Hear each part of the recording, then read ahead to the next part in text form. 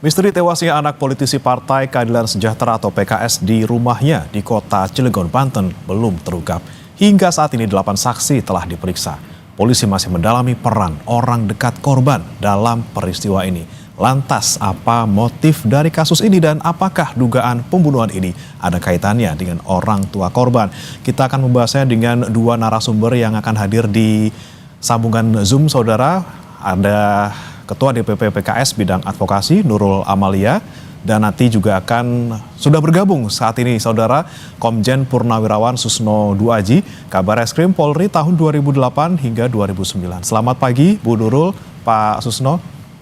Pagi. Selamat pagi Bu Nurul. Ya, pagi juga Pak Susno. Baik, saya ke Bu Nurul terlebih dahulu. Bu Nurul, saya yakin ini pasti DPP PKS mengikuti kasus ini, dan sejauh ini seperti apa Anda melihat perkembangannya, yang mana dari tanggal 16 hingga saat ini belum ada tersangka yang ditetapkan? Ya, kami memang masih mengikuti ya dan juga mengawal ya kasus ini gitu. Dan kami masih mempercayakan sih kepada penyidik ya, kepolisian yang sudah melakukan penyelidikan sesuai dengan mekanisme ya. Kan informasinya sudah ada 8 orang yang diperiksa ya.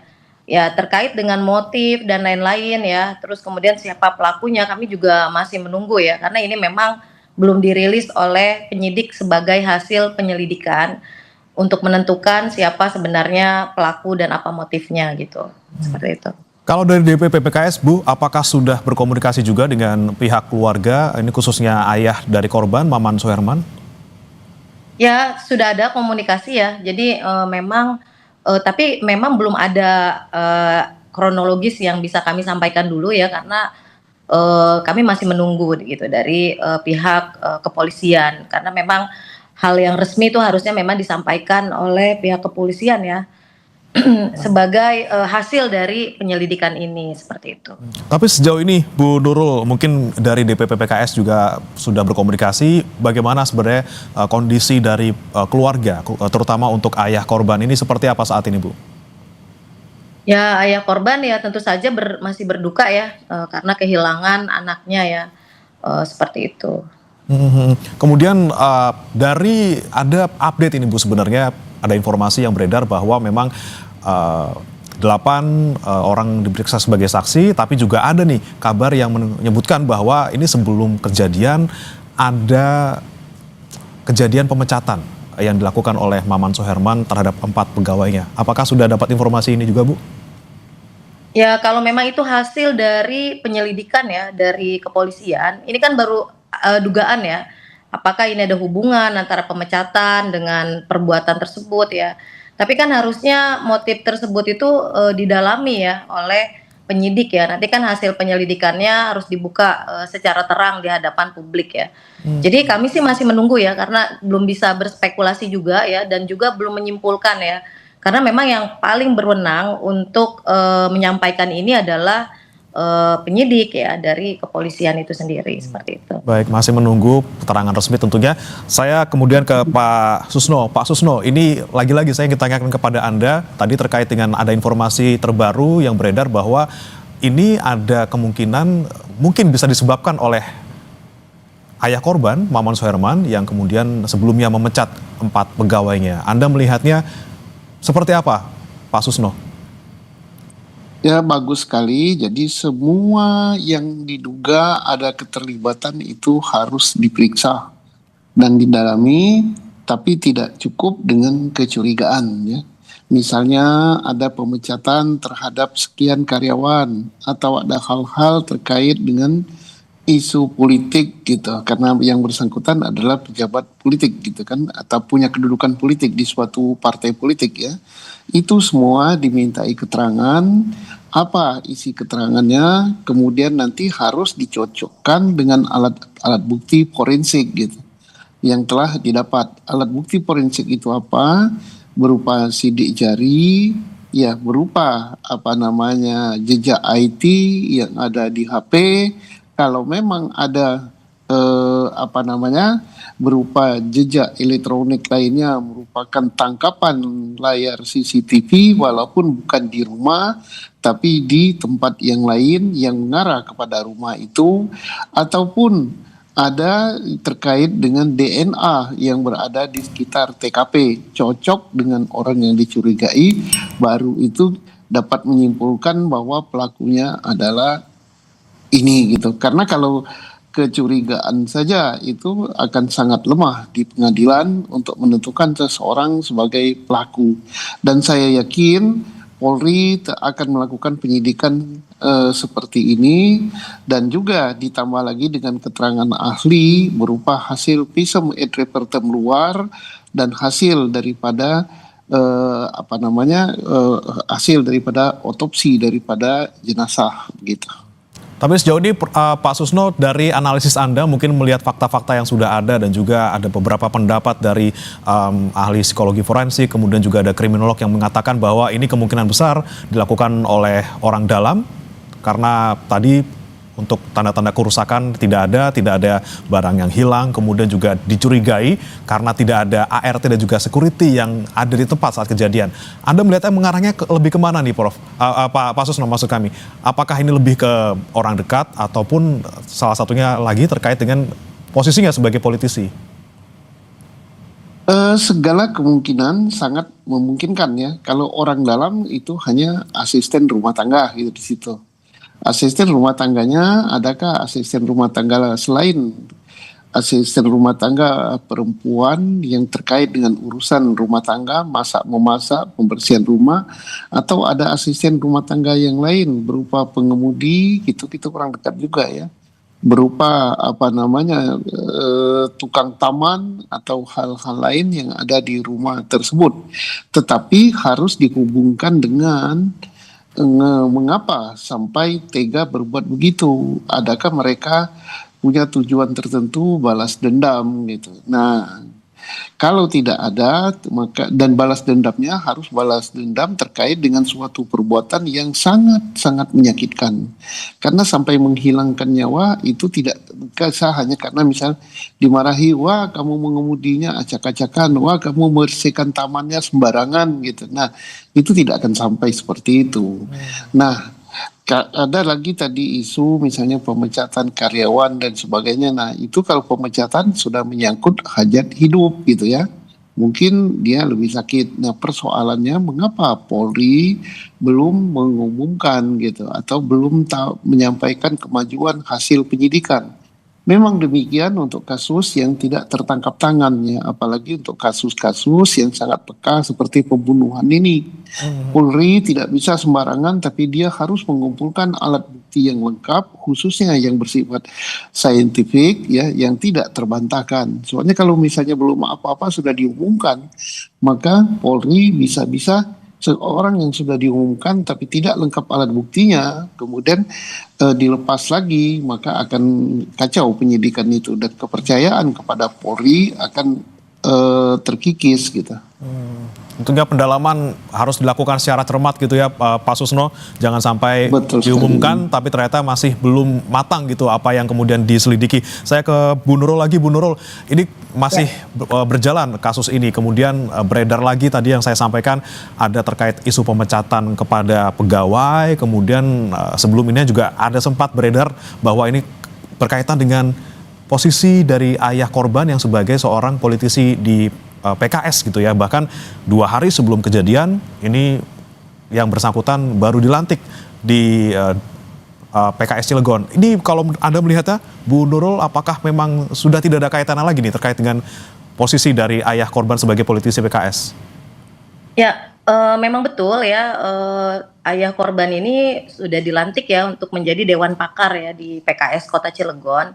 Tapi kan memang terkait dugaan apakah ada hubungan antara kegiatan sebagai politisi ya dengan kejadian ini, kan ini kita masih terlalu dini lah untuk menyimpulkan ke sana ya, karena penyidik sendiri kan sudah menempuh berbagai macam mekanisme dan prosedur dalam penyelidikan. Jadi kami menunggu saja nanti kan ketika sudah disimpulkan siapa pelakunya, terus kemudian apa motifnya, nanti di situ baru kita sama-sama mengetahui ya apakah ini memang ada hubungannya dengan aktivitas politik atau memang ada hal lain yang bisa saja kemungkinan itu terjadi gitu, seperti itu. Tapi kalau dari DPP PKS sendiri, Bu Nurul, apakah sudah juga mungkin menyelidiki atau misalnya berkomunikasi dengan PKS di Kota Cilegon terkait dengan mungkin keseharian dan juga aktivitas politik dari Maman Suherman sendiri? Ya, sejak awal memang terjadinya peristiwa ini ya, jadi kami memang sudah berkomunikasi dengan PKS di Kota Cilegon ya dan di Banten ya. Jadi ya sampai saat ini mereka masih melakukan pengawalan ya, kemudian pendampingan ya terhadap keluarga korban seperti itu gitu. Jadi ya komunikasi masih tetap dilakukan itu. Baik, baik. Saya ke Pak Susno lagi. Pak Susno, kita lihat kembali fakta yang ditemukan di tubuh korban bahwa ada 19 tusukan dan juga ada 3 luka memar di sana. Anda melihatnya dari fakta ini apa? Apakah ini memang dilakukan oleh orang yang secara aksidental gitu ya, bukan direncanakan, bukan oleh orang profesional atau seperti apa, Pak Susno? Kalau saya melihat ini kan suatu perbuatan yang kejam ya, tidak mungkin dilakukan oleh anak-anak, tapi ini pasti orang yang sudah cukup matang gitu. Nah kemudian untuk mengungkap hal ini, selain berawal daripada hasil visum, hasil alat bukti saintifik, juga sangat-sangat diperlukan gitu keterbukaan keterangan dari pihak orang tua gitu kan. Nah, karena apa? Kalau seandainya ini adalah perbuatan balas dendam atau perbuatan sakit hati, ini tidak mungkin sakit hatinya kepada si anak itu gitu. Karena anak yang umur 9 tahun tidak mungkin melakukan suatu perbuatan atau suatu kalimat atau suatu hinaan kepada orang dewasa yang sampai menyakitkan hati sedemikian rupa sampai menghabisi nyawa.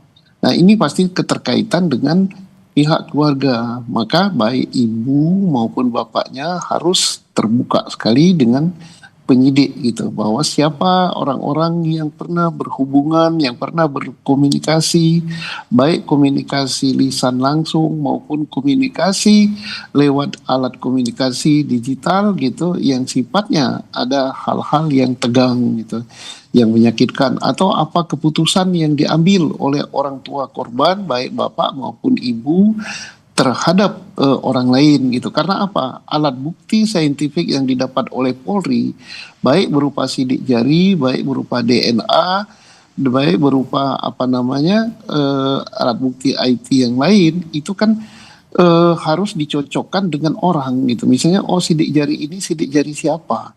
Harus dicocokkan dengan sidik jari orang yang dicurigai. Nah, orang yang dicurigai itu sangat besar peran daripada orang tua untuk membuka kehidupannya atau komunikasi sosialnya dengan siapa dia melakukan. Nah, baik kita analisa misalnya dengan politik, posisi yang bersangkutan, Dewan Pakar, kedudukan Dewan Pakar itu tidak terlalu berpengaruh dengan keputusan-keputusan politik bagi anggota partai yang lain ataupun bagi ke daerah gitu, karena yang mengambil keputusan partai itu adalah ketua gitu. Jadi tidak terlalu berpengaruh. Nah kalau gitu terkait dengan perbuatan hal bisnis gitu, nah ini mungkin besar sekali pengaruhnya. Bisnis siapa? Mungkin partner bisnis gitu, ataupun yang membantu dia dalam bisnis, karyawan, ataupun pesaing bisnis. Nah ini yang harus didalami. Siapa yang bisa membuka adalah orang tuanya langsung gitu, untuk tidak segan-segan. Dan ini saya yakin sudah disampaikan pada Polri, tapi Polri tidak akan demikian membuka kepada publik gitu. Berarti kemungkinan untuk kaitannya dengan aktivitas politik dari ayah korban ini juga bisa kita singkirkan dari motif gitu ya, Pak Susno ya, kalau kita melihat dari kasus ini? Ada tapi kecil ya. Saya kira Bu Nurul lebih paham hal ini, kedudukan yang bersangkutan di partai itu sejauh mana bisa mengambil suatu keputusan yang berpengaruh kepada publik gitu, atau berpengaruh pada anggota partai yang lain. Baik, nah ini Bu Nurul, memang kalau untuk posisi Ketua Dewan Pakar sendiri kalau di PKS di kota seperti itu, memang seperti apa sih posisinya Bu, dan apakah juga rawan untuk adanya konflik politik yang mungkin berujung pada kasus-kasus yang seperti ini, Bu? Jadi memang kalau Dewan Pakar itu adalah orang yang bergabung di PKS ya, bisa memberikan kontribusi terkait keilmuannya gitu ya, untuk melakukan kerja-kerja ya di PKS. Tetapi memang betul tadi yang disampaikan oleh Pak Susno, ini tidak terkait dengan keputusan gitu ya, kebijakan gitu, terkait seperti itu memang tidak. Jadi memang terlalu jauh ya kalau disimpulkan, bahwa ini ada hubungannya dengan, aktivitas politik sebagai dewan pakar. Tapi kami juga tidak bisa langsung menegaskan bahwa ada atau tidaknya hubungan ini ya. Jadi kami juga masih menunggu saja gitu dari, hasil, penyelidikan ya yang dilakukan oleh kepolisian, seperti itu. Baik, Bu Nurul, ini mengingat ada juga satu saksi kunci, yaitu adalah kakak korban yang masih berusia 11 tahun.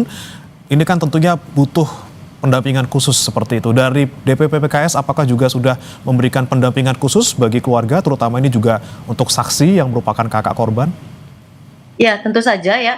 Jadi segala, aktivitas terkait mekanisme pendampingan hukum ya, kemudian, pengawalan hak-hak, korban, keluarga korban gitu ya, tentu saja ini menjadi prioritas ya bagi kami untuk melakukan, pendampingan tersebut gitu ya. Dan tentu saja terkait juga, konseling psikologis dan lain-lain juga ya, kami juga, insya Allah ya akan, melakukan, pendampingan tersebut gitu. Baik, pendampingan diberikan kepada keluarga korban pastinya.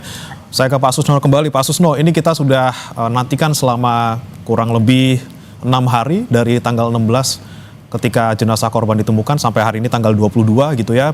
Belum ada sesuatu yang signifikan disampaikan oleh pihak kepolisian terkait dengan tersangka. Apakah memang butuh waktu yang cukup lama, Pak Susno? Kalau kita melihat ini kan bukan kasus tangkap tangan gitu ya, semuanya masih perlu didalami lagi, terutama tidak ada CCTV di lokasi dan juga tidak ada alat bukti yang ditemukan. Emang seperti apa proses yang selama ini Anda lihat dari kasus ini, Pak? Yang mungkin agak lama adalah mungkin Polri ya membuka atau mengambil CCTV di sekitar ya, walaupun bukan di rumah. Karena sekarang kan banyak sekali rumah-rumah yang memasang CCTV yang diarahkan ke jalan. Atau mungkin karena di situ komplek katanya, komplek perumahan mungkin ada CCTV di pos satpam komplek gitu. Nah itu dibuka oleh Polri. Nah untuk membuka CCTV itu kan harus mundur gitu, waktu mundur yang diambil. Nah menganalisa itu perlu waktu juga walaupun tidak terlalu lama gitu kan dari beberapa CCTV.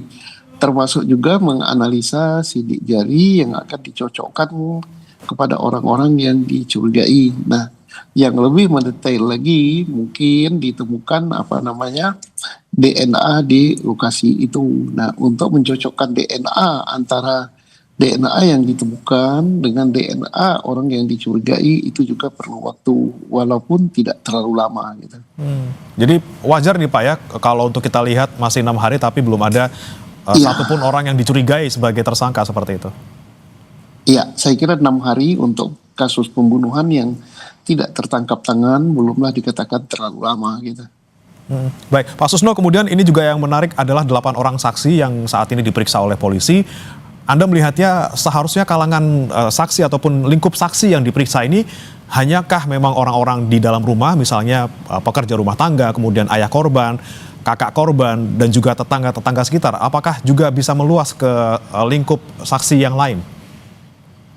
Ada 2 kemungkinan. Kalau misalnya hanya 8 itu yang diperiksa, penyidik Polri tidak menambah yang lain, kemudian sedangkan alat bukti saintifik sudah dikumpulkan, ini bisa saja bahwa Polri sudah mengarah kepada orang-orang tertentu pelakunya sehingga tidak menambah lagi jumlah saksi.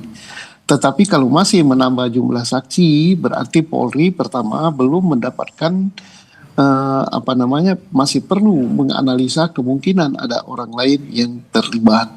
Atau bisa saja sudah banyak orang yang diperiksa, tidak hanya 8, tapi Polri merahasiakan siapa yang sudah diperiksa dan sudah mengarah kepada pelakunya. Oke, baik. Kemudian saya kembali mau menyoroti terkait bagaimana kemudian korban ditemukan dengan 19 luka tusukan dan juga 3 luka memar. Pak Susno, ini ada juga keterangan yang disampaikan oleh kriminolog yang menyebutkan bahwa dengan adanya 19 tusukan ini artinya pelaku ini tidak memiliki pengetahuan yang memadai terkait mana bagian vital yang harus diserang untuk bisa membuat seseorang meninggal dunia. Nah, Anda melihatnya ini memang ada motif sakit hati yang begitu dalam, Pak Susno, karena kita melihat ini anak kecil harus ditusuk berbelasan kali sampai kemudian meninggal dunia. Nah ini apakah juga bisa menjadi petunjuk dari polisi gitu untuk menentukan oh ini motifnya adalah dendam ataupun sakit hati, bukan karena intensional yang sebelumnya mungkin perampokan atau yang lain. Ya kalau misalnya titik mematikan gitu untuk orang melakukan pembunuhan, saya kira semua orang tahu ya bahwa tusukan di dada atau tusukan tepat di ulu hati, nah itu kan titik-titik yang sangat mematikan, atau kepala gitu itu sangat mematikan. Tetapi mengapa tidak dilakukan gitu? Nah ini mungkin ya bukan karena si pelaku tidak tahu titik yang mematikan, tetapi ini bisa dilakukan karena tadi dalam keadaan emosional, amarah yang sangat tinggi, dia melakukan perbuatan-perbuatan yang sangat-sangat tidak manusiawi begitu. Nah, ini kemungkinan-kemungkinan yang bisa terjadi. Nah, mari kita lihat nanti. Saya yakin bahwa sampai pelaku melakukan hal itu ada sesuatu perbuatan yang sangat menyakitkan hati yang bersangkutan sehingga dia melakukan pembalasan dendam, tapi balas dendamnya bukan kepada orang yang melakukan sesuatu yang menyakitkan hati bagi pelaku, tapi pada orang kesayangannya. Nah ini maka saya katakan tadi, orang tua dari korban ini sangat-sangat perlu keterbukaannya untuk oh saya pernah ini, oh saya pernah ini, nah, baik ibu maupun bapak. Dan saya yakin hal ini sudah disampaikan kepada penyidik sehingga penyidik mungkin tidak terlalu sulit lagi mencari siapa pelakunya, hanya tinggal mencocokkan dengan alat bukti saintifik yang sudah didapatkan. Baik. Saya ke Bu Nurul lagi. Bu Nurul, mungkin pendampingan psikologis untuk anak yang masih 11 tahun ini, saksi yang merupakan kakak korban, diberikan oleh DPP PKS. Kemudian bagaimana dengan pendampingan hukum untuk kasusnya? Bu Nurul, apakah juga sudah diberikan? Ya, kami sudah berkomunikasi ya dengan bidang advokasi di DPW Banten ya, juga di PKS Kota Cilegon ya.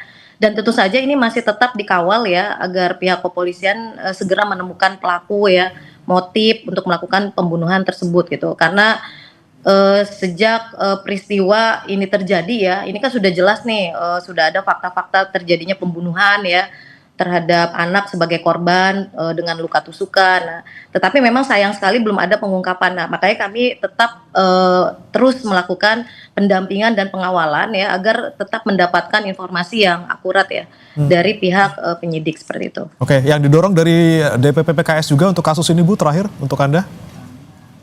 Yang dorong adalah proses atau mekanisme penanganannya ya agar lebih cepat ya untuk segera ditemukan siapa pelakunya agar tidak terjadi ya simpang siur berita dan lain-lain. Itu kan ini kan penting ya agar proses penyidikan ini dilakukan secara transparan, profesional ya, dan juga segera ya disampaikan ke publik gitu apa motifnya, terus kemudian siapa pelakunya, kira-kira seperti itu. Baik, terakhir saya juga mau ke Pak Susno. Pak Susno, saran Anda untuk polisi yang sedang menangani kasus ini, bagaimana agar kemudian kasus ini tidak kemana-mana gitu narasinya, karena lagi-lagi ini banyak sekali yang beredar, dan apa yang seharusnya dilakukan untuk segera menemukan pelakunya?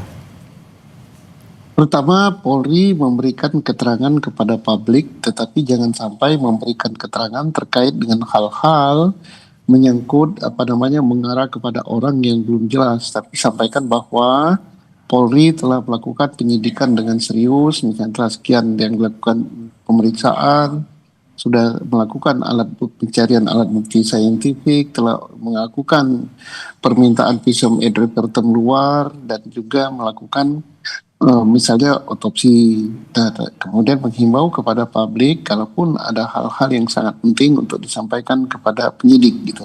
Jadi tidak sampai terlalu mengarah pada kasus, tidak sampai mengarah kepada suatu asumsi. Nah, kemudian minta supaya percayakan kepada Polri bekerja serius untuk ungkap kasus ini. Dan juga saya sampaikan kepada pihak Polri, yaitu Polres atau Polda Banten, untuk betul-betul menyidik kasus ini sampai terungkap. Karena ini kasus di akhir tahun yang cukup besar untuk wilayah kerja Polda Banten, dan ini kalau tidak terungkap sampai tutup tahun, ini akan menjadi catatan khusus bagi Polri. Gitu. Oke, kita nantikan bersama-sama bagaimana kemudian kepolisian menangani kasus ini, dan kita harapkan juga pelaku segera dapat diumumkan dan juga membuka titik terang dari motif kasus ini. Terima kasih Pak Susno Duaji, Kabar Eskrim Polri 2008-2009, dan juga ada Bu Nurul Amalia, Ketua DPP PKS Bidang Advokasi, sudah bergabung bersama kami di Sapa Indonesia Pagi. Selamat pagi. pagi. Selamat pagi, selamat pagi.